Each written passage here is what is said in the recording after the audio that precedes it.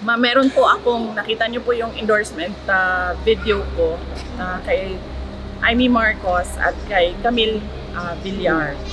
Dahil ito sa matagal na namin na pagkakaibigan at dahil din ito sa sinabi ko nga, pareho naman yung vision ng Duterte at nung dalawa pang kandidato, and that is a peaceful and prosperous Philippines. They have a shared vision. Ma'am, do you think malaking magiging boost nila ng chances of winning dito ni na Sen. Amy at ni Will Villar dahil po sa endorsement?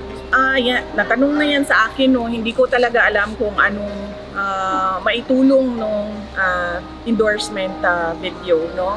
Lagi akong tinatanong ng mga tao na ano ba daw talaga ang gagawin nila, kung iboboto ba daw talaga nila dahil merong mga video na lumabas, at sinabi ko diretso sa mga tao na may karanasan ako dati, nag-endorso ako, at ngayon nagsasabi yung mga tao na saan nagmahay gani?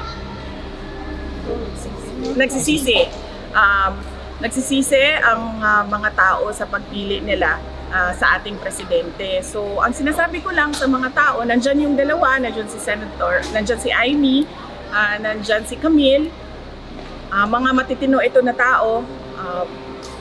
Si Senator Amy kilala ko since 2012. Meron akong mga kwento, medyo mahaba yung kwento, konti lang yung oras natin dito, kung paano ko nasabi na matino na tao si Camille Villar at si Amy Marcos. Iniiwan ko na hindi ako namimilit, wala ako namunggos. Nandyan sila nagpe-presenta na nagpapili sila karong election. Iwan na namin yan sa mga tao kung sino yung dalawa nila na iboboto. Ma'am, sabi sa 11 at 12.